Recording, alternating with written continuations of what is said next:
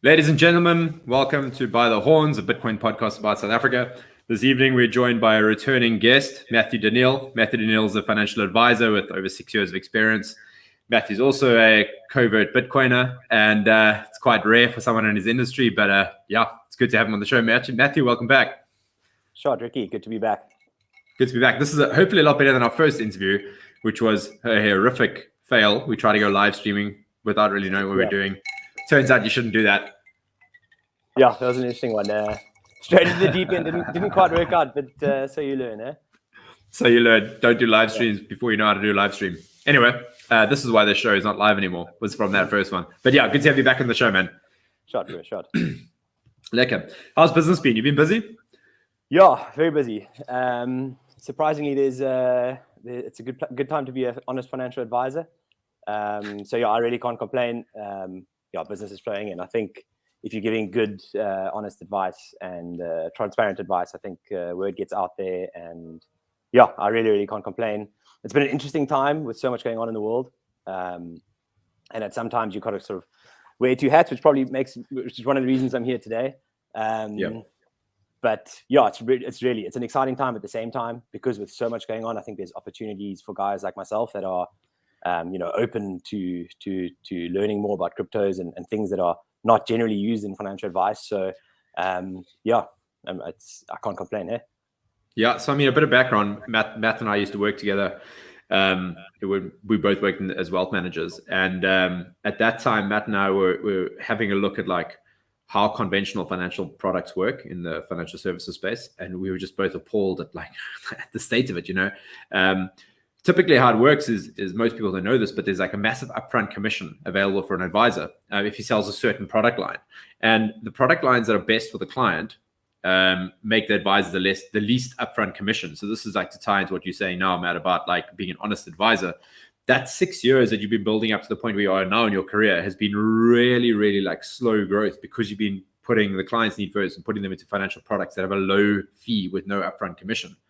So the client wins, but you really fucking struggle for the first 5 years because you're not making the cash that all these scammy advisors are making. So, I've seen it in the field. I've seen the sacrifices you made, and that's why I've got you on the show, is because it's it takes grit to get where you've gotten. So I salute you for that, and well played. Yeah, sure, Ricky. Yeah, I mean, obviously being in the industry, and we shared an office with our neighbors. And essentially, that's why I'm a Bitcoiner today, is because I ended up in an office next to Ricky. So you can't miss that.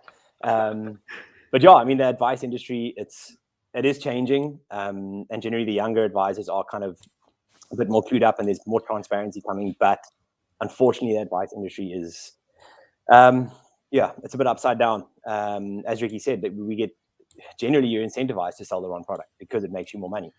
So it's just not going to work. It's not sustainable. And sooner or later, the client cottons on, and he's like, hey, this thing's not growing. Is there, what's going on here?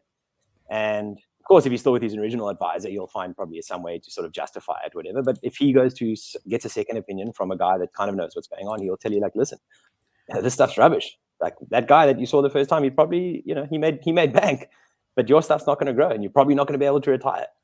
You're not getting growth. And that purely comes down to the product selection. It's not necessarily the investment was a bad decision. It's a product decision, and it's what he was incentivized to do. Okay, so let's drill down into that, right? So you're talking about like the product and the financial decision, right? So this might be a bit confusing, but it sound confusing, but it's not really. So like you're invested in the top 40, for example, in like an Alan Gray fund that tracks top 40, or Alan Gray equity fund, or Coronation equity fund, or something like that. But the wrapper that fund is held in is where all the fat lies for the advisor.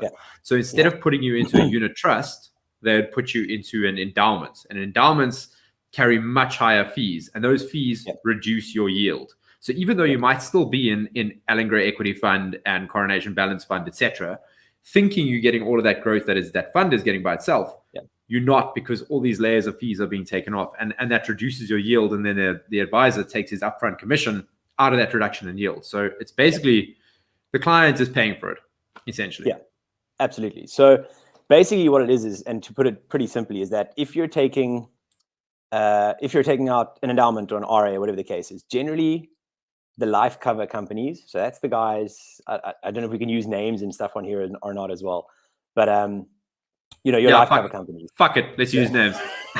So you got your Liberties, your Discoveries, your Momentums, your Old Mutuals, and those guys are life assurers, and when they sell investments, they're generally they're selling you a contract. They're selling you a contract saying, you're going to keep your investment with us for the next 5 years, and if you move it, we're going to penalize you. If you terminate it, we're going to penalize you, and we're going to pay a big upfront fee to the advisor. So these advisors are generally just kind of salesmen, and you're not actually entering into an investment, you're entering into a contract with these guys. So I see it a lot. I come across it. The majority of the RAs I come across, probably 90% of them are in these structures. And the sad thing is that I want to, come across a client, I want to move it. They're tied into this contract. So if we want to move it, we send in a quote and say, I want to move this, and I'll put it in a better structure, which is an investment structure, which is not a contract. It's an investment, say at Allen Gray, for example, where you're in the same unit trust potentially, but you can stop and start your premiums as you need.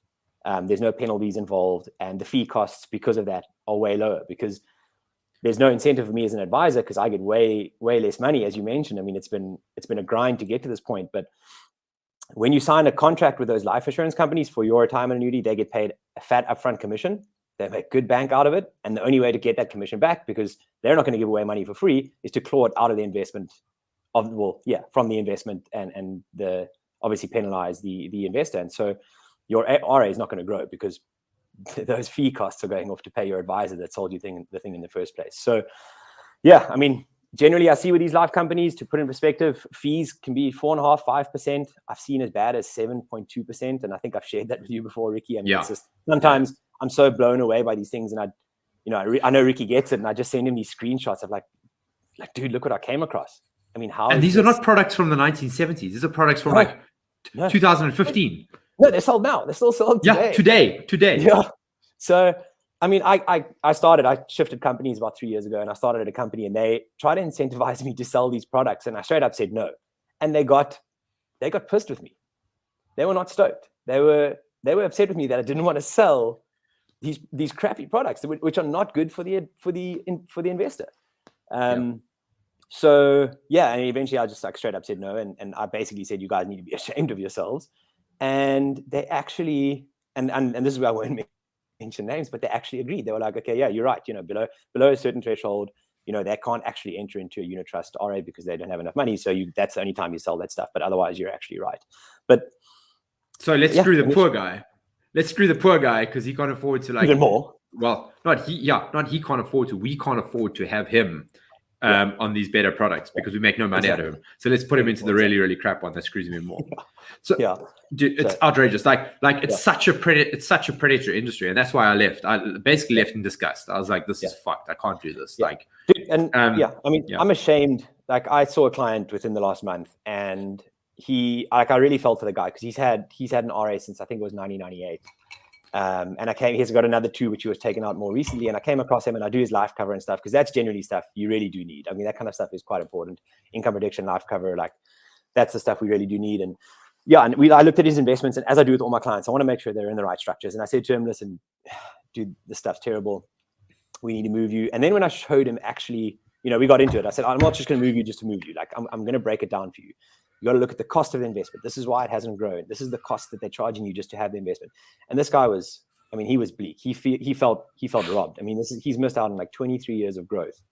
And like when he saw it, he was just like, how can advisors do this? And it's like, I felt quite ashamed for my industry that someone that calls himself an advisor, which I'm also called, has done this stuff to this guy. And like, he's like so bleak. And then I'm sitting in front of him as an advisor, and he's like, yeah, your industry is just a bunch of smoke and mirrors and all that kind of stuff. I'm like, yeah, I just said to him, like, you've got to find the right guy, the guy that's going to study the right stuff and not just look after his own pocket. So anyway, so the sad thing is I'm sorting all this guy's stuff out, right? But how's this? He's been in an RA, it's a retirement product, for 23 years, and we've requested to cancel and move it. They want to charge a 7% fee to move it, to cancel it.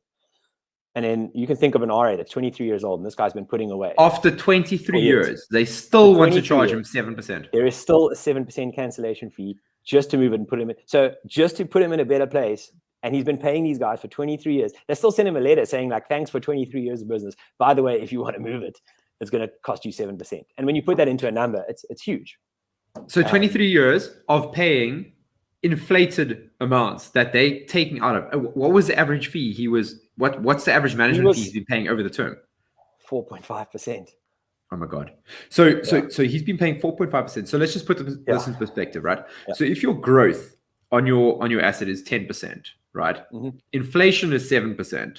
So that leaves you at 3. So they're taking 4.5. So you're going backwards. Yeah. You're literally going backwards. Yeah. So exactly. And then they want to charge you 7%. So the whole endeavor only served the life insurance company and the advisor. They're the only people who won out of this. Yeah. Yeah. It makes me go cold. Like I literally, for 23 years, that's been the case. And then I think the second one he took out was in 2017. So like now you're 19 years later and you're like, okay, let me get another RA because this one's not growing. It's not going. Yeah. So he took out another 2, unfortunately also with another life insurance company. So I was like, it just doubled down. So when I came there and I saw this mess, I was like, well, I mean, I've got to fix it. So fortunately, the recent ones, there's a bit more regulation in place, but it's still not a favorable investment for the client. There was actually it was a less of a cancellation fee, but the old one of 23 years, that advisor must have got a massive upfront commission because essentially the reason there's a penalty is because they are still paying off the costs of having that investment and paying the advisor or paying whoever had to get paid. Yeah. So that advisor, when he took it out, could say, I'm taking this out for a 30-year term, and he would get paid commission that he would have earned in 30 years, he gets upfront. And then over 30 years, they recoup that from the client, which I suspect is the case because this guy's 23 years later and he's still got a 7% cancellation fee. So I'm guessing that was a 30-year product. So that advisor made bank. And this poor guy 23 years later has had minimal growth, way below inflation. Anyway, so that's where it's like, yeah, that's where I really struggle with the industry. Yeah. But at the same time, I'm pretty proud to be in the place that I'm in. I mean, Ricky, you know the struggles of what it's like and to give advice where you've got a low fee structure. It's all about building a book. Well, let's put this into context, right? Yeah. So people understand really what it's about. How much does an advisor earn on one of those bullshit old school endowment style, policy style RAs? If for every 100 Rand he puts in premium, what commission will the advisor earn on that $100? So depending on the company you're dealing with, but generally it's probably 4 to 5 times the premium. Yeah. So on a 1,000 Rand RA, which generally a lot of clients are happy to do, like a 1,000 Rand RA, you will make 5, maybe 6 grand. Some companies maybe even more upfront. You can like sort of put in your pocket and you kind of like walk away. Yeah. And that's why advisors see you first time and then you don't see them again, right? Yeah. Yeah, because they've made their money. So there's no incentive to continue looking after the client because thereafter you actually don't get anything. You get your big money and you can peace out.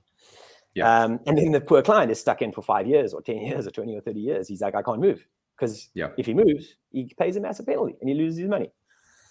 So yeah, in contrast, if you're going to sell the right stuff, which I do, a lot of my stuff is on the investment platform. So this is where it's different. This is if you want to do an RA or if you want to do an investment, you go to the investment guys, you go to the Alan Gray's, the Investex, or you go to a platform like Glacier.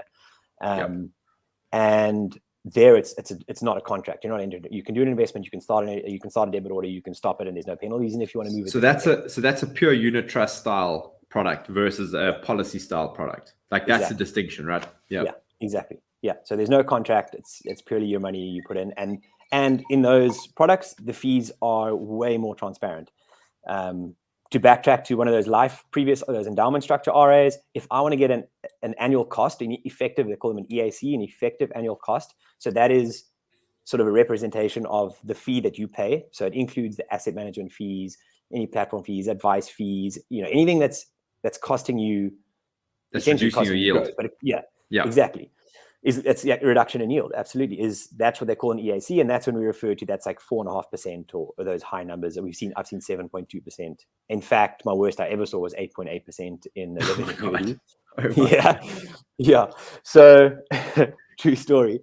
So that's an EAC. And so if you go to these other investment companies, it's transparent. That's your cost. They put it out nicely for you. You can see a good breakdown. With those life insurance companies, you have no idea the fees you're paying. They don't disclose. Yeah, they hide it away.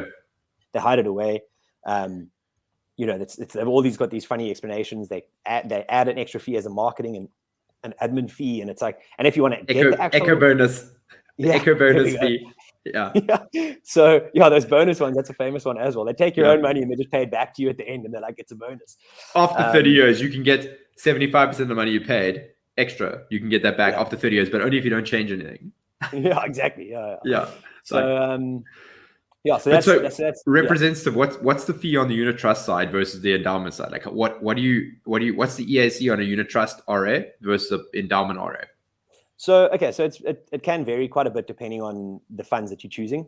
I like to choose a bit of a passive and an active approach. So if you can mix up a little, you probably anything around 2%, I feel, is fair. And you might not think 2% compared to 4.5% or 5%. Oh, it's only a 2-3% difference. It is a massive difference if you compound that. Massive. I mean, that can be talking millions of rands. Yeah. I mean, that's absolutely massive. I mean, if you literally just take 3% over 10 years, that's 30% of your investment. I mean, that's not even an easy. It's not a straightforward calculation because it's not compounded. But I mean, that's 30%. That's simple. Yeah. In 10 years, 30% of your investment. When you're talking R1 million, that's 300,000 rand difference. Yeah. So so fees are a big thing in the industry, and that's a lot what I'm building my business about. Is I come across clients and I see them in these rubbish things. It is an admin nightmare to get them out of it. Especially if there's a termination penalty, you got to do the calculation. Is it worth it? Is it worth it for this guy to take this knock of 7% and take him across, how far is he to retirement, all that kind of stuff. So you got to take it into account. But so you've actually got to do the work. In other words, you as the honest advisor has got to do all this work, calculation work, paperwork, all that to move him across. And you are making nothing upfront on that. It's only long term because you're making 0.5% per year on the total assets under management as an advisor. Exactly. A decent advisor. Exactly. So if you're a decent advisor and you're trying to build a book, generally a fair percentage is 0.5% for you to manage a client's investments to ensure that they're in the right funds, their risk profile aligns with with what they're trying to do and what their goals are, and that's your 0.5%, which is, I think maybe a few years ago it was probably at 1%, but I'm at 0.5%. I think that's a fair game. And if that 0.5% is the total asset value, divide that by 12, and I get that monthly. So, if you've got a guy that's putting 1,000 rand away on an RA, after the first year, I'm not even making 5 rand a month. That's before any tax. That's before. So, I mean, 5 rand for all of that. It's So that's why these guys don't sell it, right? Because I'm not getting the 6,000 rand in my pocket and leaving. I'm getting 5 rand a month, and that's before tax or any splits or anything like that. So I'm probably getting around 2.50 rand. And so this is why we talk about like the incentives in the industry are all wrong, because the incentives direct people to do the wrong thing in this industry. So you really have to be like a very ethical and honest person to just literally eat shit for years, but to do the right thing. And it's thankless because everyone, your principal at your firm you work for, other advisors, everyone is just giving you grief because you're not making the money. You see other advisors driving around in flash new cars. You driving around in your old car because you're doing the right thing. You're like, what am I doing? Why am I? Maybe I should just screw people over. To be with these. And this is where we coined the term. These guys are lizards. They're cold-blooded lizards. Because they haven't got a soul, man. It's terrible. But this is the thing. At least there are some guys willing to do it, and like I don't think people understand, man. Like 5 years, 6 years, you and I went through this. I tapped out. I couldn't do it. But I watched you do it for 6 years, and finally you've got to a point where you've built a big book, a large base of clients, of people who trust you because of doing this. But the first 3-4 years were really, really tough. Yeah, absolutely. Yeah. No, it's and that's, I mean, the temptation's there. You see the guys driving the fast cars, they're getting all the recognition, they're getting recognized by their company, because how it works in financial services generally is that they take a percentage of your income. So if you're earning less, your company's getting less out of you, so they're not happy. So the whole system is like literally incentivizing you to be that, to be a lizard. To be a lizard. Yeah, and they have those cruises, and they have like the award ceremonies where you win, like all the lizards are lined up, they're winning their awards for like advisor of the year, and you're like, that motherfucker is not the advisor, he's the lizard of the year. He has screwed the most people, and you guys are giving him a fucking award. He's and this is financial advice. What? So and that was the industry. That's where we started. I mean, we were there for not very long, and we cottoned onto this, and we were like, hang a second, this something's off here. And that's essentially why you left the industry and I left that company, and we were like, we're out. I went to a place where I could provide better advice, where I could give independent advice, where I could choose companies that I know are going to be the right thing for my clients. So that's, and that's kind of where we split. But I think Bitcoin's always brought us back together, right? Yeah. Well, before we get into Bitcoin, I want to get into so there's been a lot of talk these days about retirement funds, like Reg 28 funds, pension funds, Provident funds, retirement annuities, and what the government is planning to do and how they're changing the asset mix. What Reg 28 is, what it means, and what limitations it places on your assets, so in your retirement fund or your pension fund from work, and how the government is trying to shape that over time. That, for example, if you immigrate, they want to impose a law that you can't withdraw those funds for 3 years after you immigrated. So I think let's talk through what a Reg 28 fund is, what they mean, the distinctions between them, and then like what the legislation or the regulatory landscape is currently, and where you see it going, and then what options people have got. Cool. Yeah, so Reg 28, in short, basically tells you how you can invest your own money. So the government's like, okay, you need a plan for retirement. And sign me up, bro. Where do I sign? This sounds great. Yeah, so you need a plan for retirement so that we don't have to worry about you. And then, and this is how you need to invest. So they basically give you a breakdown saying you're not allowed to go too aggressive. So you can max out at 70% equities, for example. You're not allowed more than 30% offshore investments. They're allowed, I think, an extra 5% for if you go into Africa. So 35% if you include 5% exposure to Africa. So Reg 28 basically is a guideline saying this is how you're going to invest your retirement money. You don't have a say. You cannot go into retirement annuity unless it is Regulation 28 compliant. And with that, I think they're constantly looking at sort of, tightening those rules and saying, okay, you can go into Reg 28. Oh, and by the way, you also have to invest in government entities. So how would you like your RA to be part of Eskom? Or SAA. Or SAA. Or the post office. The post office. Yeah, absolutely. Yeah. Exactly.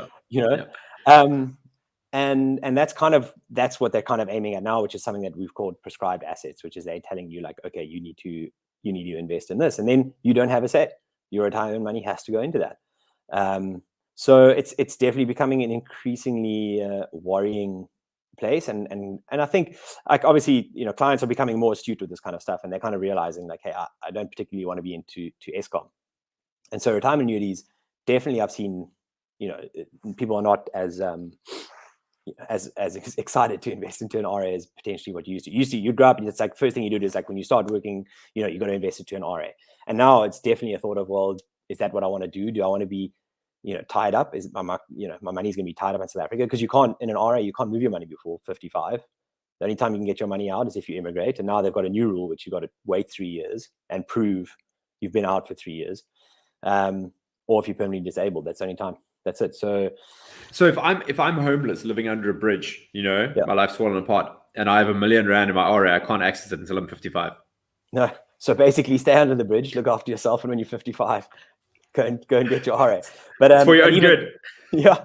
So, and even then, you're only allowed limited portions, right? So you can only take 1/3 of that upfront. So then they say to you, okay, cool. So now you've retired. You've actually made it. You survived under a bridge for 30 years. It's time to retire. We've got your money. Let's go. And then you're like, okay, cool. I've got $1 million. Like, me get back on my feet. They're like, oh, no, wait. Actually, you can only take 1/3 upfront. We'll give it to you tax free. And the remaining 2/3, you have to reinvest and draw an income from that. And then we're going to charge you tax. So one of the biggest attractions of an RA is that you get a tax benefit. So if I contribute 1,000 Rand for an RA and I'm in a 26% tax bracket, I can get 260 Rand per month from that back. It's, they're incentivizing you to plan for retirement. Like you must plan for retirement. So then you get your retirement and they're like, okay, you made it. We want our 260 back. So it's basically just deferred tax. You're just delaying it. It's not 260 though. It's a percentage based thing. So you may or may not win out of it depending on what tax bracket you're in. But if you've saved really hard, they're going to penalize you harder, because the bigger your income is at retirement, the more they're going to tax you. So the more diligent you've been about saving, the harder they're going to tax you. Yeah. And then also, once you draw that income, you can also only draw it between 2.5 and 17.5%. So you're like, okay, I want to draw an income. So you've got $1 million Rand and you want to try and deplete it as fast as possible, because maybe you want to move overseas, or you've got something else, or whatever the case is. The maximum you can take is 17% per year. Obviously, that's divided monthly. So it's going to take you like 5 years plus to actually deplete the investment. But yeah, so I mean, it's tough for me because I've got to wear two hats in this whole thing. There's a place for retirement. It's just frustrating when you're limited as to how you can do it. But a lot of people just purely do not have the discipline to plan their own finances and to actually make it that far and plan that far ahead. They will spend every cent they have. So, I mean, that's why I've got a job, and that's what I do, is because I got to help these people that they don't get it. They don't know how to invest. They don't know how to plan, going forward. And that's my job. So it's tough. There's absolutely still a place for it. It's just frustrating when I can't do it the way I feel is best for the client. And we've got to abide by all these rules and laws, and that's continuously changing. I mean, this is how it is now. I can't say how it's going to be in 20 to 30 years. Yeah, by the time you retire, it can be totally different, right? What are the restrictions going to be then? What new rule they're going to bring in? Or it's a pretty scary place to be, actually, because I am helping people with their futures, and it's tough for me because I'm also worried about what they're telling us and what we can and can't do, and it's not the way that I would have done it. I would have invested differently, but I can't. I don't have that choice. Yeah, and so, it's not just RAs, right? A pension fund, a provident fund, it's all under the same banner. It's all under the same regulation of Reg 28. Yeah. So if you've got a pension fund at work, it's governed by the same rules. Yeah, you can't just go and put it 100% offshore and be like, yeah, I'm cool. You've got to go and generally in a pension fund at work, they give you very limited. You've got like 3 or 4 funds you can choose from, which is generally done by an insurer that's probably charging you a higher fee anyway, and it's one of their own funds. So they're double dipping. They're charging you fees. They double dip. Yeah. They're charging you fees for the investment, and they're charging you fees for the fund manager because they're putting it into their own funds. So it's kind of a double dipping solution as well. Yeah. So and there's no incentive. There's no incentive for those funds to perform because it's a captive market. The people can't move the money, especially the corporate funds, right? So like you've got a pension fund that goes into like a Liberty group fund, and then they invested in like the Excelsior range, which is Liberty's own managed funds. You can't move that money. It's with a work pension fund. So like the average employee who's sitting there, he can't choose, okay, take that shit out of the Excelsior managed multi-asset manager fund or whatever it's called now, that has given 4% growth for the last 15 years. Take that shit out and put me into like a Satrix top 40 tracker or MSCI global tracker fund. I pay 0.3%. No, you can't do it. So there's no incentive for those asset managers to perform. They're not held to the standard of the free market, like Alan Gray and Coronation, etc. Exactly. So it's a complete fucking scam, to be honest. Like it's disgusting. Yeah, it's tough. So like what I've got to try and do in that situation, I just need to try and optimize it as much as I can for the client. So you look for the funds that are better performing, that are lower in fee costs. So like there's balance index funds and stuff where the fee is going to be reduced. So sure, you're not going to get the greatest growth, but at least it's not going to be all child by fees. So my job is then to just make it as efficient as possible. So what are we talking in those passive tracker funds, for example? Like what fee are we talking there versus a actively managed like Alan Gray equity fund versus like a Satrix top 40 index tracker? Yeah. So like your index tracking funds, like they can be as low as like 0.2% to like 0.4, 0.6. That's generally your tracker index scenario. And when you get to actively managed funds, you're probably at some of them is like 1.5% for like you get balanced funds, actively managed, because then you're actually paying an investment manager to try and outperform the market by doing things manually. And so he's going to charge a fee for that, right? And do they? It's debatable. I think if you look in the long term, sometimes I think so. The argument there is that an active manager gives you some downside protection. So if the market goes down, he can move you into cash and he can shift things around. And he can save you from just going straight down with the ship, right? So and that's why I like to do a mixed solution as well.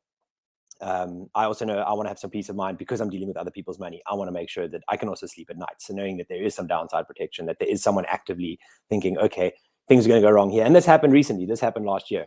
We've got sort of an agreement with a company, and they do some fund management for us. And these guys were saying, like, listen, we're worried about a lot of things. We're going to give more exposure to gold companies. We're going to give more exposure to where we feel it's going to give us some downside protection. And they did. And so a lot of my clients were protected, and that was great. And that was an actively managed solution, and it was, the clients loved it. And it was like, okay, cool. That was some justification to it. So there is an argument for it. I mean, I want to say it's a bit of a black swan event, this whole COVID and everything that's gone on. So there is a case for it. But I think that's also my job, is finding that balance point, right? So what's too much of what, or it's not enough of the other. And that's the vital part, right? It's like having an advisor who understands this stuff and who really takes a keen interest in it and puts you in the right funds, because not all funds are equal. Not all active funds are equal by a long shot, and not all passive funds are equal by a long shot either. So you got to go and do the due diligence. You got to go to the seminars. You got to like look at the asset mix, all that stuff. And like one of the things that you introduced me to was income funds. And you and I have been banging on about this for ages. Income funds have been outperforming the JSE for like 5 years in a row. At much lower risk and giving you better yield. So like you have much better stability. So like one of the funds you been harping on, or two of the funds you've been harping on about for years now, is the Prescient Income Protector and the Coro Strategic Income, right? And then I remember you telling me last year, after speaking to some asset managers, you were like, you know, where would you guys put your money? And they mentioned they were both like those two funds. And you phoned me up and you were like, bro, we've been harping on about this for 5 years. Asset managers are cottoning on now. Like, and that's what you want in an advisor, someone who takes the interest, not someone who's just smosing you a poli and then never seeing you again, you know? Actually, I remember that phone call quite well. That was when like shit was hitting the fan last year. Like land bank was defaulting and like everyone was freaking out. And then a lot of money was then pouring into income funds because everyone was panicking because equity markets were going down. Like it was wild. Like, it was, Bitcoin crashed 50%. It was fucking hectic.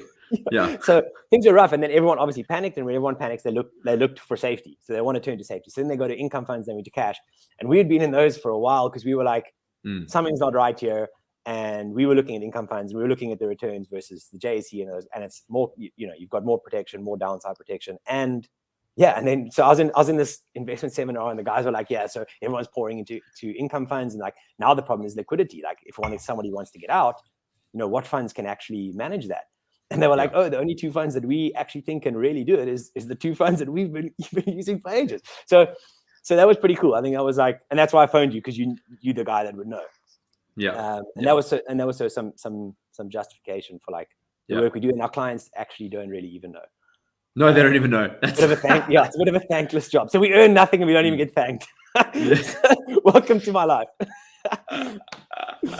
Okay, but no, let's get away from the earn nothing thing, because it's about accumulating assets under management, right? So like you make whatever it is, 0.5% per year under assets under management. And this is the game now. The strategy is to accumulate as many people, as much money as possible under your umbrella of management. And like when you get to like 100 million rand under management, then you can start making a decent living, right?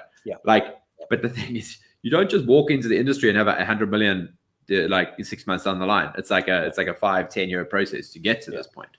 And selling the right stuff, right? And keeping it, right? Because there's a lot of guys who can sell bullshit product and have that AUM, but then they won't keep it because someone like you will come along and tell their client the real story of what's actually happening, or someone will watch this podcast and then they'll hire you to manage their finances, and all of a sudden all those assets flow away from the lizards, you know. So it's keeping it for a 25-year term, you know, and that you can, you know, the way I think about it is that if you can look your clients in the eye 25 years later, then you've done a good job, you know. Absolutely. And I don't think many advisors can say that. And if you're selling those bullshit products, those policy things, that doesn't come under assets under management. That's something else. Asset under management is purely what you have in an investment, you know, something you can look at. Those endowments don't, that was literally just, you got your lump sum upfront commission, and that doesn't go, you don't earn again from that. So there's literally no incentive to ever see that client again, because there's not even like an assets under management that you're trying to maintain the relationship, you know. You just want to go to him again and sell him another one. So that's like more of a salesman than anything, but that is the reality of the industry, and that's I'm hoping it's going to change, but the products are still out there. They're still out there at the moment. People still sell them. I do what I can wherever. If I come across a client, I do what I can. I really, really try to make sure that they don't have that stuff, and I try and educate them as well, so that they know, so they don't fall for it again. That someone else doesn't come along and tell them they can do something better when actually they just can't. They just sell them with a bunch of rubbish. So I try and really educate my clients as well, and make sure that like they know that we are 100% without a doubt doing the right thing. And then if they understand it, cool, they'll stick with you, because then they know that's got my best interest at heart. So but it's a tough conversation to also, you know, you don't want to be that guy that also keeps telling or speaking, you know, rubbish about some other guy. It's like, oh, your other advisor, he did this, he's a douchebag. You don't want to do that. You got to do it in a diplomatic way and say, look, I just feel there's something better here. And it frustrates me. Like, I want to say that guy's an idiot. Why did you do that? But it could be, you know, it could be a friend of the client or whatever. So you've got to be careful of that. Which is often the case, Yeah, yeah, exactly. That's where do you start as an advisor? You start with friends and family, right? So yeah, okay, they kick you out on the streets. So synopsis of Reg 28 funds, like RAs, if you're going to do it, get into an investment product, not a life annuity, a life endowment like style product. Get in there with Alan Gray, Coronation, Satrix, Signia, like those guys have all got, even Easy Equities has got one now. Like get like a unit trust based RA, pay no more than 2%, like good rule of thumb. If you do that.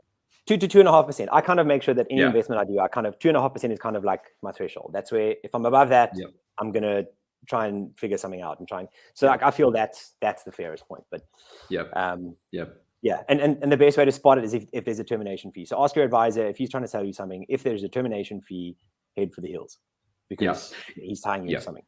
If I have to stop my premium for 3 months and then change it from 1,000 Rand to 500 Rand, and then 5 months later change it back to 1,000 Rand, am I going to pay a penalty for that? If the answer is yes, tell him to fuck off. If there's any restrictions like that, any restrictions not acceptable because products exist that you don't have to deal with that.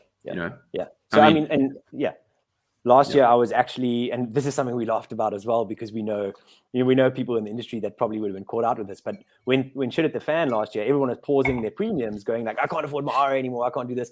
And because everyone lost their jobs, right?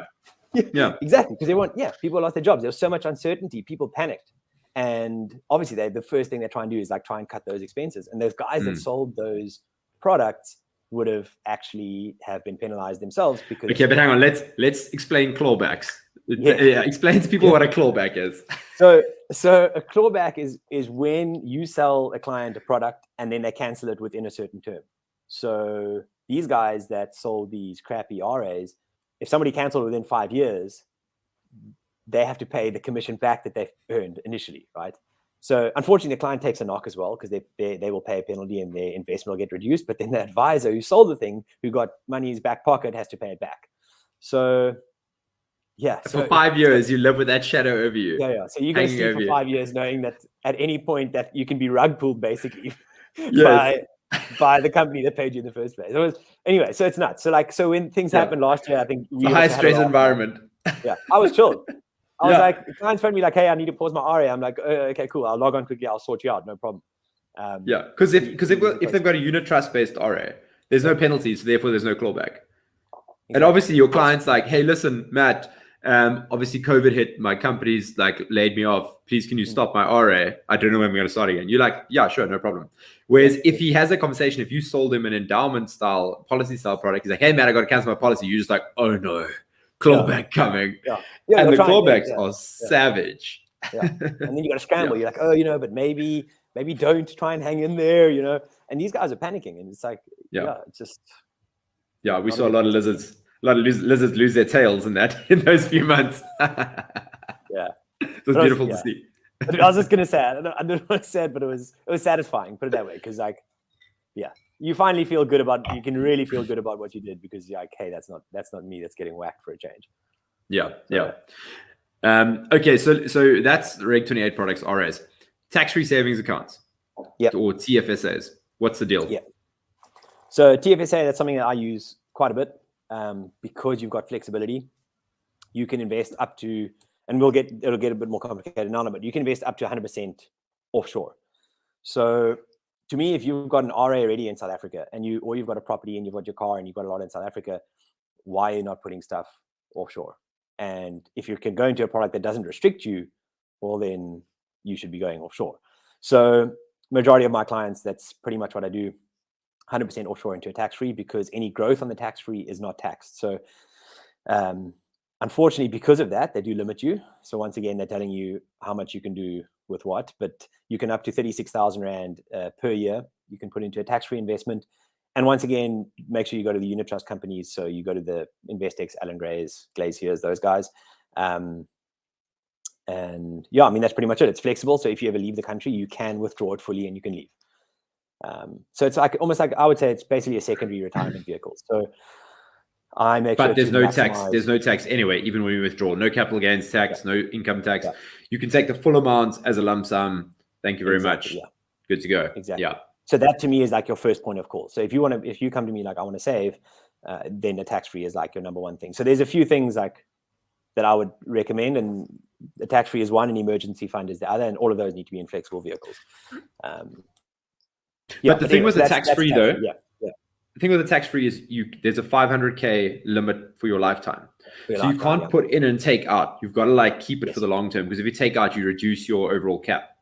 Exactly. It's a once off 500,000. So if you put in 30 grand for the year, you can only for the rest of your life put in 470,000. End of story. You can't put in, take out, put in, take out. That's it. So every time you put in, that amount gets reduced. So what you want to do with the tax-free is you want to fully fund it as quickly as possible. So 33K a year, 36K a year. Let's say it takes you 15 years to get to 500K you've invested. It might be worth 2 million, but you then want to leave it as long as possible. Absolutely. Before you take anything out, or get to the 500K invested, and then you can draw an income off it, right? So it could be quite a cool vehicle, because like let's say it's worth 5 million rand, and no one in South Africa has got a tax-free worth 5 million rand because they haven't been around long enough yet for that to happen. But you could then draw an income off of that and not pay tax on that portion of the income which is coming from it. Yeah, pretty much. So to me, like my thought on a tax-free is go as aggressive as possible. Generally as early as possible, as early as you can. So if you have the means, take that lump sum at the start of the year, at the start of the tax year, you drop a lump sum in there, so you get the maximum growth for that year. And then you want to leave it as long as possible, and you want to go as aggressive as possible because you want to have the most growth, because you get the tax benefit, right? So you want to, and I would say again on the offshore note, because you're also getting the depreciating rand, so you're getting the investment growth plus the rand going down, so you're getting sort of that growth as well. Yes. And you leave it for as long as possible. As you said, you don't want to touch that thing for as long as possible, because the more it grows, the more it benefits you. So ideally, before you even start an RA, you should do a tax-free. Yeah. I mean, so I see a lot of people, and a lot of people are very uncertain about South Africa and the future in South Africa. You don't, if you're going into an RA, you need to be pretty certain this is where I want to be. Yeah. Because it's a 25-year, 30-year term. Yeah. Yeah, it's a long commitment, and a lot of the guys at the moment. Yeah, tax-free. Yeah, tax-free. Don't have those limitations, right? Yeah. But a lot of the guys at the moment are very uncertain. They don't know if they're going to be in South Africa, and then it's like, well, then I'm not going to sell you an RA. I'm going to sell you a tax-free. And literally, you could go into a tax-free savings account with a index tracker like an ETF, BlackRock fund or something. It's like a tracking S&P 500. Maybe you got some like Nasdaq, like top 100 or whatever trackers in there. Your total cost comes like 0.2, 0.3%. Maybe with all fees, you're paying like 1%, and you're getting all of that growth. Like it's a no-brainer. Yeah, absolutely. So, the different platforms have sort of different products. So for a tax-free, I'm 100% with you on that. So you go into your trackers, go into your sort of your pretty cool, your tech funds and your S&Ps and that kind of stuff, which is generally what you can't do on an RA. Because you can go max aggressive, right? You don't have any limitations on risk. Exactly. Yeah. Exactly. Yeah. So you can go into all the cool stuff, and that's where the job actually gets pretty cool. That's the stuff that I enjoy. Yeah, that's the interesting stuff. What always amazes me is the government says you can't withdraw early because you need to save for retirement. But we're totally fine with these advisors fleecing you on fees for 30 years. That's cool. That's fine. Don't worry about that. But we're going to tell you where you must invest and how long and all of that for. But you can get fleeced by these guys. That's cool. Yeah, it's ridiculous. So it really, there's a lot in the industry that just doesn't make sense, and it's frustrating to be on the advice side sometimes. And but it creates great opportunities for people like yourself who are willing to do the extra work and go be creative instead of just be like, I'm going to take this product offering from Liberty or Sanlam or Discovery I work for, and just go and chunder it up to a client, be like, oh yeah, get this thing. You get creative and think out the box. You're like, cool, how do I make this as cheap as possible for my client? Basically, is what it comes down to. Because I mean, like, thing is, if you're going to make, if I'm going to sell a client a unit trust RA, I'm going to make nothing anyway, so I might as well do it properly, right? Whether I make 5 rand or 6 rand, it's like, So you're gonna, so exactly. So then you do it 100% right. You make sure you absolutely optimize it, and then you hope that client. I mean, the long-term benefit is you hope that client does well and potentially grows, and you can grow with them. So you know, as things happen, you together with them, you can build up assets under management, and you can take more on, and you get rewarded. But it's a very long-term view. No, absolutely. Okay, so next topic then. So we've done tax frees, we've done RAs or Reg 28, share portfolios. What's the crack with share portfolios? Are they accessible to everyone? Traditionally, how have they been done? What's the lowdown there? So generally, I don't do shares. I'm actually not licensed to it. But generally, you'll have a stockbroker. So that's I don't want to say the old school way. It's still pretty much a lot of how it goes. But you have a stockbroker, and they will kind of make recommendations for you. You give them money, and they trade for you.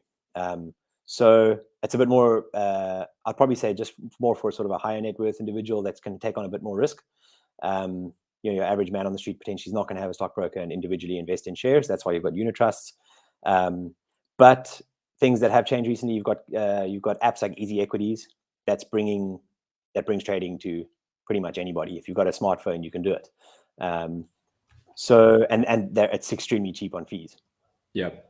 So that's changed the game a lot. And through that, I think obviously investors, it's like self-educate. So they see things like Easy Equities. And I actually had a conversation with someone the other day, which I would never have thought would be the person to do that. And suddenly she was like, "Oh, you must see my Easy Equities," and she tracks everything. And I was like well impressed, and I was like really cool, because that generally would have been a person that probably had been ripped off with like one of those contract RAs, whatever. And she was so excited to manage her own share portfolio, and we actually had a really good conversation about it. And that was really, really cool to see, is that like, okay, people are now educating themselves and managing it themselves. I mean, sure, there's a bit of risk with that, but yeah, I mean, if you're willing to take that on and dabble, you can learn through the process. I just wouldn't dive in too deep too soon. So like traditionally, guys have a PSP, a personal share portfolio, which is managed by a stockbroker for you. So, but that would be the minimum entry would be like $1 million to get into that, and then it's a high point of entry. Yeah, and then they would sell you a generic share portfolio that then becomes bespoke over time as the broker trades for you. To meet your like risk mandate or whatever. But Easy Equities has changed the game, because now you can go in there with $20 and like buy shares in Tiger Brands yourself. Yeah, exactly. And YOLO into GameStop. Yeah, but thing is, thing is, I mean, some risk comes with that as well, because not everyone can stomach volatility and things like that. So you might panic and sell, and but that's kind of the process of learning, where a stockbroker might be a bit more educated and done a bit more research into things and stuff. But it's exactly what you say. Like it's generally for a personal stockbroker, it's a high point of entry. He'll put you probably into a pretty generic portfolio with a bunch of other clients, kind of pooled together, and you're in a sort of moderately aggressive scenario, and he'll move you around and according to your risk profile. But you're generally within a pool of other people. It's basically a unit truster, right? Without the tax benefits. Like I don't quite understand. I mean, I get it. You just get a bit more personal. You get a bit more personal attention, because you can actually chat direct to the fund manager. Where if you're an Allen Gray balance fund or whatever the case is, you're chucked in, and like that's kind of it. You don't really. You're not talking to no fund managers when you're in Allen Gray balance. That's for sure. Yeah. So it's a bit more sort of, I want to say boutique, or a bit more personalized as well. But it's not really a big deal. Like, okay, so now people with Easy Equities can do it themselves. But at the end of the day, man, like not most people are not traders, shouldn't be traders, and if you want to be, it's too emotional. And so it's a full-time job. So if you're managing your own portfolio, let's say you got 5 bar and you're managing yourself and you're trading for yourself, cool. Now you've become a trader. It's a full-time job to manage your money. Congrats. Like, you might rather be better suited actually putting that money into a low-cost unit trust and let someone else, let a professional trader for you, and you get your returns and spend your day on the golf course if you want to. But like, really, because how much more can you outperform a professional trader of someone managing unit trust within a risk mandate, like a moderate aggressive or whatever? Like, how much better can you do than them? To be honest, a couple of basis points as an individual trading for yourself, Yeah, and I mean, it depends. Like in South Africa, there's probably only so many companies on the JSE that are actually worth investing in. So everyone's kind of got the same basket to look at. So generally, there's not going to be, these massive miracle guys, because you're all working out of the same basket. There's only so many companies we can choose. So you are very limited. So yeah, you're right. You can maybe outperform it a little bit, but it's not going to be anything astronomical. And I'm using generic terms. There are some traders who trade their own money who have done very well for themselves, and they outperform the market significantly, because they don't have to have the same constraints that like an asset manager managing R1 billion. They don't have to deal with those same constraints. If they're managing 5 million, they can be much more, agile and risky. And probably less bureaucracy to deal with, and like, you can do this, you can't do that, because you've got so many different opinions and eyes on you. So if you've got a smaller pot and a smaller amount, you probably can do. You don't have to fill out a form every time you make a trade. to send it up to your line manager. Yeah, and exactly, and get approved 16 times before you do something. Yeah. Yeah. But those processes, especially with asset management firms, are there for a reason, to minimize risk and to reduce downside. So, I mean, I used to work for a stockbroking firm, and I've saw people come in there with their own share trading accounts. The worst I saw was a guy who brought in 13 million rand into his own share trading account and blew the account. It went to zero. All his money gone. So, like, people, everyone's day trader until the trade goes against you, And I mean, I don't know if you want to get into that, but you've experienced the downside of a stock that was, I mean, the numbers were fudged. You had no way of knowing that Steinhoff was going to be what Steinhoff was, but you got screwed by that. I mean, I don't know if you want to talk about it or not. You might still be. Yeah, no, I don't know. I don't mind. I mean, that's that's a few years ago. But yeah, basically, that's exactly it. So I had a friend who was a stockbroker, and he was like, for years, he was bugging me. He was like, dude, you've got to see the stockbroking side. I want to show you what I do. I want to show you how it works. And basically, he wanted to impress me with returns. And at that time, Steinhoff was due to release their financials, and everyone thought it's going to be positive. So he said, okay, dude, chuck me some bucks, and I did. He then leveraged me, basically. So basically what I gave him, he invested 5 times what I gave him on loaned money. So you sign, it's all in the contract. You sign it. It's a mandate. He's allowed to do it. And you kind of think, that'll never happen to me. And this is like, honestly, this is like a true story. He invested it. Say I EFT'd on the Monday. He invested it on the Tuesday. And on the Wednesday, it collapsed. And suddenly, and I was in one share, and that share, I mean, almost went to zero. It went lost 98%. And so it went from 100 rand to under 1 rand. Yeah, I remember that. Yeah.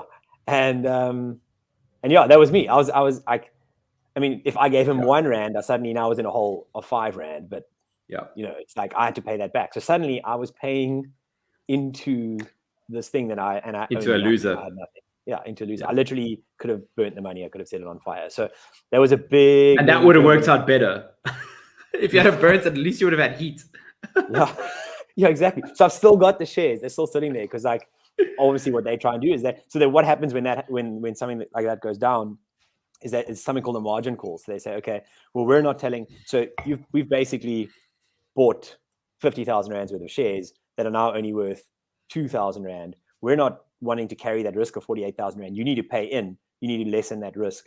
And so then every day I'll get a phone call about 3:30 saying, okay, this is what you got to pay us today. And that would carry on for like 7 days until they felt like, okay, they've reduced their risk to sort of a minimum. So say I only owed them 10,000 rand or whatever. And the shares were worth 2. They're like, okay, cool. We'll carry an 8,000 rand risk because the share price might come back, or whatever the case is. So that's what happens in a margin. And so that was that's when I learned about what a margin call actually is. And it was a big learning curve, but I think probably in the long term has actually helped me to just be more astute and to do a bit more research, to learn a lot more about these things. So I learned the hard way. Yeah, and I mean, like it's a mutual friend of ours, actually, the stockbroker. Like, in his defense, there's no way he could have known that they were cooking the books. All the money was saying, listen, these guys are good. Steinhoff's going to release a set of strong financials, and like in his defense, it seemed like a sure thing. Yeah. So he was trying to do something good. So I don't blame the guy. We actually are still friends. So. Yeah. He's a good dude. It wasn't any malevolence, or he wasn't trying to screw anyone. He got screwed just as hard because now he has to go look his mate in the eye and be like, listen, bro, like, you need to pay in a margin call of times 5. I remember that, man. It was a hard time. I mean, it wasn't a small amount of money. No, it wasn't. That I probably didn't have at the time, but I made it work. Yeah, well, here's the thing, right? And this is a good segue into the next point. I distinctly remember you had to sell Bitcoin to cover that. Yes. And this was in 2017, So the opportunity cost from that has kept on burning you to where we are now, because that Bitcoin would have been worth far more. And I'm sorry to rub salt in the wound, but like this is like I want to impress this point on people. Like, your Bitcoin, the opportunity cost of selling your Bitcoin is high. So don't sell your Bitcoin first off. And don't fuck around with leverage, because it is an evil mistress when it comes back to bite you. So on that point, did that turn, by any chance, leave a bad taste in your mouth about Bitcoin, or how do you feel about Bitcoin now? No, that Bitcoin, this is the odd thing, right? Is that's stockbroker, and he's a friend of mine, and he told me Bitcoin is for truck drivers. I think do you remember that? He was just like, so, and the irony, the irony is that Bitcoin saved my ass at that time, right? Because I bought Bitcoin. I mean, we sat in the office, and I remember it was like 4th of May 2017, and Bitcoin was about 21,000 rand. Yeah. And it had just pumped from like 12. And we were like, you were like, oh, dude, this is high. You know, this is rough. And I was like, okay, but I want in. And you were like, I can wait for it to come down. And I watched it for a day and it didn't. It was still going up. And I was like, I need to get in. And so I did. And I think I bought my first Bitcoin the next day. It was like the 5th of May. And it was like 22,000 rand a Bitcoin. Yeah. And I mean, I chucked a fair amount in there. And I mean, you know how the rest of 2017 went. I mean, Bitcoin ran. It absolutely ran, and we didn't know the value at that. Well, I didn't know the value at that stage, and so and I think it's probably not a bad thing. I took some profits. I just skimmed a bit off the top, and whatever. It was unfortunately that's also more opportunity cost I missed out on. But anyway, so I made it through the year, and then I made this bad decision with Steinhoff, which was on the 7th or 8th of December 2017, and then the margins calls started coming in, but fortunately, I bought Bitcoin in May, and at that stage, I still remember it was good timing because Bitcoin hadn't crashed yet. It was still like Bitcoin, almost at 300. Yeah, it was. So at that stage, Bitcoin I think peaked in 2017 on the 18th of December. 22nd of December. Was it 22nd? 2017. Yeah, just before Christmas. Okay. Yeah. And so that was Bitcoin. So long story short, Bitcoin saved my ass, and I got these margin calls, and they were large amounts, and like it's not money it's not money that I would keep in my bank account, right? So it's not, I can't just like suddenly EFT these margin calls. So I sat on my computer. It's like, I remember it like pretty vividly. It's like sitting there and watching the Bitcoin's price, trying to get as much money as possible for my Bitcoin. So like I'd be watching the price, and it was there at that stage, it was ticking at about 226 to 228,000. And I was sort of watching it go up and down. I was like, I'm trying to squeeze every last cent out now, because I got to pay these margin calls, and I'm sitting there selling off all my Bitcoin. And over the course of that week, I had to sell my entire holdings of 2017, which is something that it's like it's gonna. Thank God you were sitting on a 10 bagger, because you could. But Bitcoin saved me. So this this stuff that's meant for truck drivers and whatever else is the ironic thing is this guy said it's meant for truck drivers. This is what saved me when he screwed up. Is the thing that he told me is for truck drivers and is not worth it. So that was the irony in the whole thing. But like, so that obviously Bitcoin saved my bacon, and I'm like, and since then. It took me a little while just to get going again, and as soon as I could, I was back into Bitcoin. And not at Steinhoff. Yeah, not at Steinhoff. You're not stacking Steinhoff, that's for sure. And so it's like the unfortunate thing is obviously that just that missed opportunity and cost and all that Bitcoin, because we'll never see the prices like that again, and that was such a great opportunity. And we were so early at that stage, we didn't know. So early. So you just want to kick yourself. But the sad thing is obviously it took me a while to get going again, and then I just didn't have that lump sum capital. So I got back into Bitcoin, but more on a DCA thing, and that's something we've spoken about quite a bit. So now how does this fall into your realm of like where do you see Bitcoin fitting into the average person's or anyone's portfolio? From an advisor, for you, someone who looks at all the assets, look for opportunities for your clients, like where do you see Bitcoin fitting in? So, and I mean, Bitcoin, obviously everyone talks about it. So I'm getting a lot of questions from clients about Bitcoin. So it's great to be part of the community and have some skin in the game and stuff. But Bitcoin is Bitcoin's for everybody. Like a lot of people are like, oh yeah, I know, I don't have enough money to get into Bitcoin or whatever. I mean, I'm sorry, it's a lame excuse. Like there are platforms in South Africa that make Bitcoin very easy to get, and you can do it in small amounts, and you can buy, bits over time. So, you don't have to take a big lump sum and chuck into Bitcoin. I wouldn't recommend that anyway. So, get slowly into the game, and I really do think it's for everybody. I've got clients. In fact, one of the first Bitvice clients we did was an older gentleman at the age of 72, and it sparked his interest, and I was doing some stuff for him, and we got on the conversation of Bitcoin, and he loved it, and we got him, and we got him sorted, and we did it in the right way. So because it's done very well for him, and it's done well for him, and he loves it, and we still chat, and every time it does a little pump, I'll get a message saying, oh, it's going again, and I mean, so that's an older guy. So if you're young, absolutely, I sat with another guy today for coffee, and I was like, absolutely, you've got to get in, and even if you don't have the capital right now, you buy in bits over time, and it's easy to do that. We've got platforms in South Africa. You can do a weekly buy, and I've got it. I've still got it. I've been doing it for quite a while now, is that I just load in my wallet and I don't even look at the price. I don't even, just every week it buys religiously. I just make sure there's enough money in my wallet. And that's the best way to get in the game. So I'm buying the average price over time. I'm less stressed about volatility. And for the client that is not used to Bitcoin, that is the best way to go because of the volatility. Absolutely. It's not easy for everyone to stomach. You don't want to chuck in a lump sum and then the next day it goes down 10%, which in Bitcoin is not unusual. Standard day at the office. So anyway, so back to what I do with my clients. Like, I think it should be part of everyone's portfolio. I really do, but everyone's risk appetite is better. And I just feel educate yourself on it, understand it. I think that's ultra important. Know what you're doing. And I think the more you understand and the more you educate yourself, I think the more you'll want. And the more exposure you'll want. And I mean, it's just like, it's an endless game. Like, the more I learn, the more I understand it, the more I'm amazed, the more I want.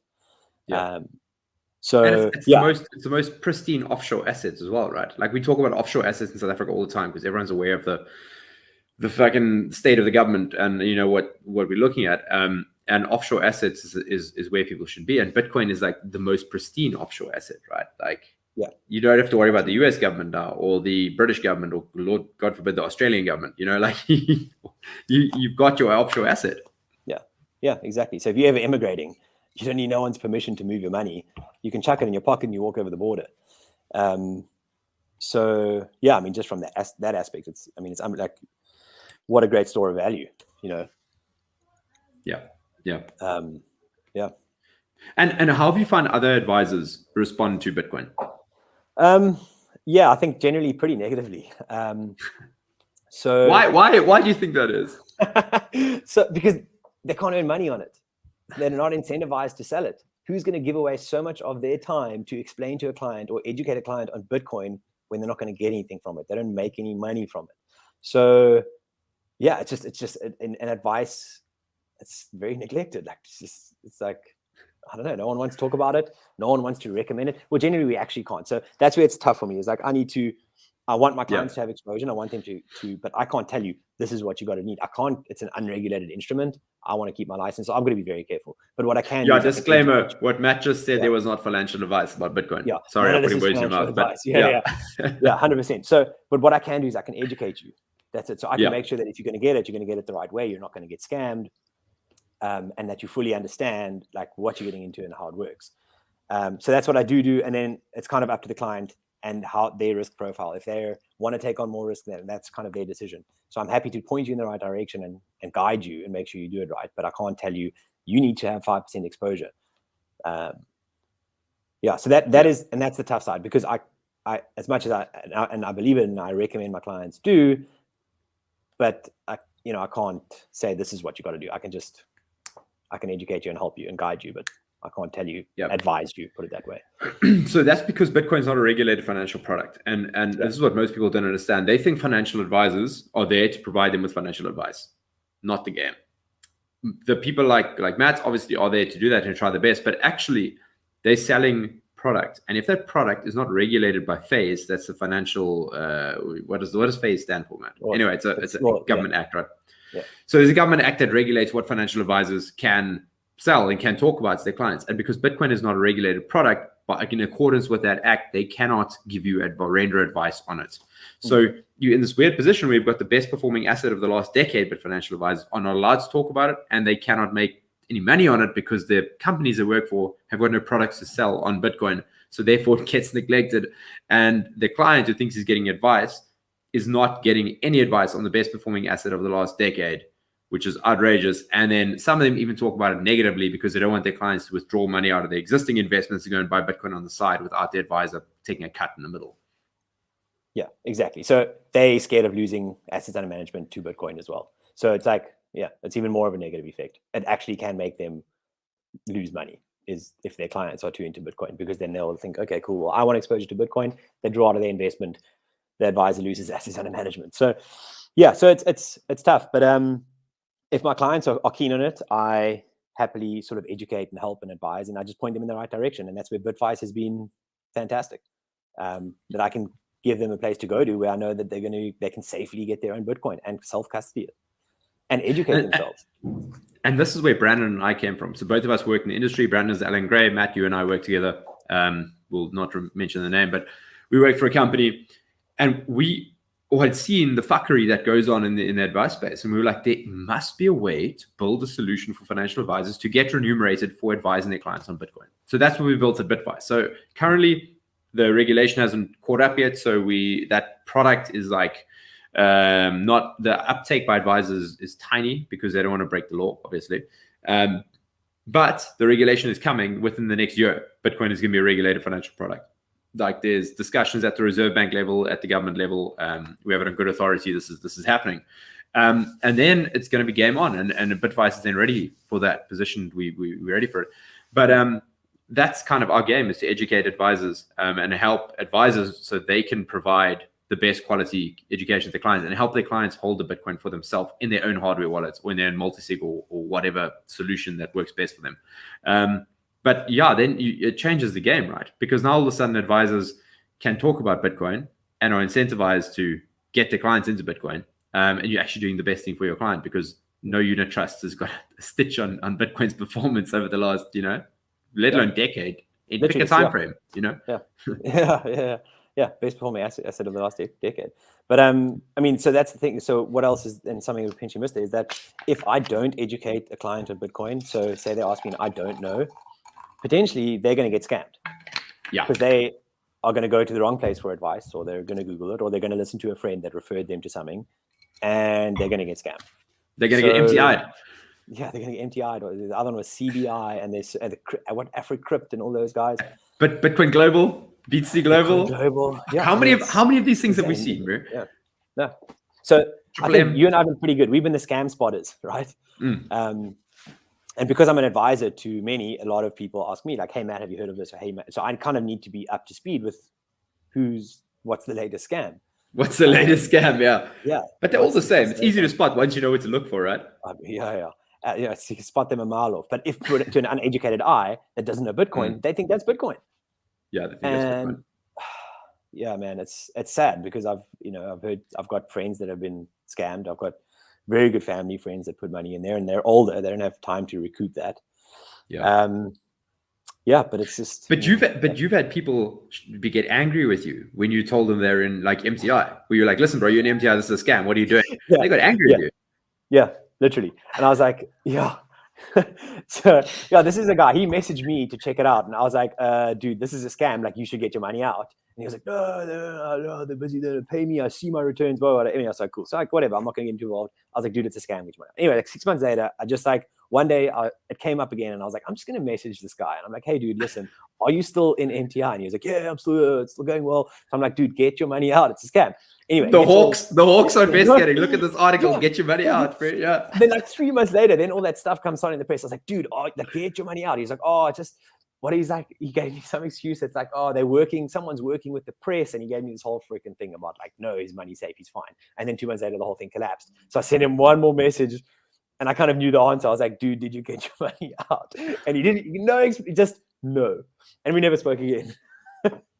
But I tried to warn him, but that was Yeah. As MTI. I mean, look, you did your best. Like, what you gonna do, bro? Yeah, exactly. Did my best. Yeah. Obviously, he's probably feeling pretty stupid right now, and poor. But because guys lost a lot of money in MTI. Yeah. Yep. Yeah, it's sad. It's sad because they didn't understand it. But they keep coming back, and this is what we found out. Like, I didn't know about this, but I spoke to a couple of guys. We interviewed Louis Nell on the pod a couple of months back. And he was like, because he's been hunting these scam guys, and it's the same offenders that roll over into the next scam. So the guys from BTC Global rolled over into MTI, and they were involved in other scams prior as well. And they just never get fucked. Somehow they don't get caught. Yeah. Lord knows, I mean, that Johan Albertine, is it Albertine or Hostain, whatever his name is, he's jolling in Panama somewhere. But the rest of his crew, Sherry Marks and Anthony Marks and those guys, no, not Anthony Marks, sorry, Anthony, not the right guy. Not Anthony Marks, different guy. Johan Steinberg was one guy, Clinton something or other. It's like yes. But they're still rolling around, bro. Oh, they're not in jail. Like, what's going on? Are they defrauded people out of like billions? Outrageous. But I mean, this is it. So I suppose like you said, the biggest part of your job when talking to people like crypto is scam spotting, because the scams are so abundant. Yeah, and it's so simple to avoid, right? Yeah. And it's I mean in the lower income communities, they've got less access to information and to education, and so these guys, and so they're easier targets. I mean, I've got there was a guy in my neighborhood security who came up to me. He was like, oh, here's, showed me this thing, and he's like, oh, he's buying Bitcoin, and he showed me this like WhatsApp message and how it works, and it's like, and I was like, I tried to explain this guy, dude, don't do that, but he's getting sold by these people, and they're selling him this dream of making so much money through Bitcoin. I never spoke to the guy again. I just said to him, like, I haven't seen him since, but I just I can just hope that he didn't. But I could see that they just struggle to really grasp what it is, and it's like it's pretty sad. Yeah, because they can actually get Bitcoin and do it, and it's like it's not that hard to get. Like, you can actually do it, but it's just understanding. It's having access to the right information and the right people to tell you what to do. Yeah, absolutely. So I mean, it is what it is. You've got to fight the good fight. It's just another crusade you got to be on, and that's educating your clients. And it's not just poor people that fall for this, bro. Like, really wealthy people fall for these scams, and they get fleeced the hardest. They get fleeced to the tune of millions. Yeah, they've just generally got like some other kind of savings, whatever. That's just like a buffer that they don't feel like. Generally, the poor people will throw in whatever they've got, and then they get totally wrecked. Okay, well, Matt, on that bombshell, I think we're going to leave it there. Where can people, if anyone wants to track you down, they've got an RA, they've got some discretionary investments, they want to get a second opinion on what they've got, how can people get hold of you and speak to you about their current portfolio, and maybe give them some recommendations, or they can take you on as an advisor? How can they find you? Probably the best way is just through email. So I'll give you an email address, but I'm happy to. I'll put the link in below. Put your email on there. Okay, cool. Yeah. And the firm you work for, where can they find your website, etc.? So it's Lifeforce Financial Services, LIFEFORCE.co.za, Lifeforce. And my profile's on there. My email address will be on there. But generally, if you've got one of those policy RAs and stuff, I'll definitely have a look for you and see if I can help you get out of that mess. And the biggest thing you do is you move them over from a policy RA into like a unit trust style RA, right? Like, exactly. You do that move for them. Yeah, it's called the Section 14 transfer. It's a fair bit of paperwork, but we can do the majority of it. I do it through e-signing, so it's all digital anyway, so you don't have to print and scan all the kind of stuff. I try and make it as easy as possible. A Section 14 transfer doesn't trigger any tax. It's purely a transfer from that other company to the new company, and we'll just make sure it's like more efficient.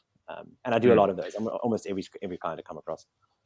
And if someone wants to schedule a consultation with you, they just drop you an email. They're going to have to book you pretty far in advance. I understand you're pretty busy these days. Pretty busy. Lord knows it took you a while to nail you down for this podcast. Yeah, I did actually. It's been hectic, but this is because I'm doing so much paperwork, getting all these Section 14s done, and busy rescuing everybody. Like the Robin Hood of financial advice. Got to get all these guys, get them rescued. But I mean, happy to do a Zoom consultation. We can chat, see what you got, and see maybe if I can just help you out. I mean, even guys that are, that you've got an RA that's lying dormant, just at least if it's there, make sure it's in the right place. Don't just leave it, because if it's, even if you're not contributing anymore, just make sure you optimize it, because it's still your money at the end of the day, and you still want to be, at the end of the day, you want as much out of it as you can. One last thing before we go, I forgot to bring this up. Offshore investments. You do offshore investments as well, right? This is because this is a very vital topic, right? Yeah. So offshore to me is a big thing. I just think the way the rand's going, with all the political uncertainty and how things are going here, the clever money, I think, is going to be offshore. The sad thing is that generally going offshore is quite expensive. There are also higher barriers to getting off. But offshore investments. Currently I'm looking at opening a code I can do offshore pension structures as well, where we've got more flexibility than what we have here. But the offshore space is, that's actually where a lot of my business that I'm busy with at the moment is looking offshore and protecting people there as well. If you look at the rand over the last 10 years versus the dollar, I think the last was about 105, 106%, the most recent I looked at. So and that means literally, if you just bought dollars and stuck it on your mattress, you would have made 106%. So no brainer. There's not much more to say than that. And if you can't afford offshore investments, you can put 10 rand a month into Bitcoin. There's your offshore asset right there. Yeah, exactly. If you can't go direct shore, there are like sort of middle ground. You can go into a feeder fund or something where you at least you've got some offshore, but you'll still be in rands, but you're exposed to offshore companies. Yes. So absolutely. there are solutions. Yeah. Yeah. And this is a cool thing. Like someone comes to speak to you and they're going to get a holistic picture and they're not going to get bullshitted, which is, what more can you ask for? Really. Yeah. I mean, disclaimer, Matt does my stuff only because I used to be an advisor. I know the game and I'm like, I want Matt to do my paperwork and I know he's going to put the stuff in the right place. So I trust Matt. It's got my stamp of approval for sure. Yep, shot. You seem excited by that. Ricky's one of the big fish. Don't dox me like that, bro. Mano. It's like that meme I sent you, like that guy, the Leonardo DiCaprio guy, was the wife's like, our bank's empty, and it's Leonardo with the Tracer. Yeah, that was epic. Yeah, So there's So funny story before we end off. So obviously I've got cold storage, right, and I've got my seed phrase and stuff hidden in the house.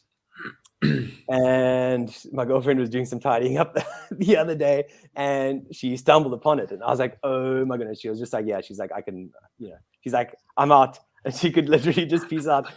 Dude, yeah. So just to hide those things and freaking hide them well and spread them geographically, do what you got to do. But absolutely. Yeah, so I said wife, and my girlfriend was holding my seed phrase when I came upstairs. I was like, whoa, you're not supposed to know where that is.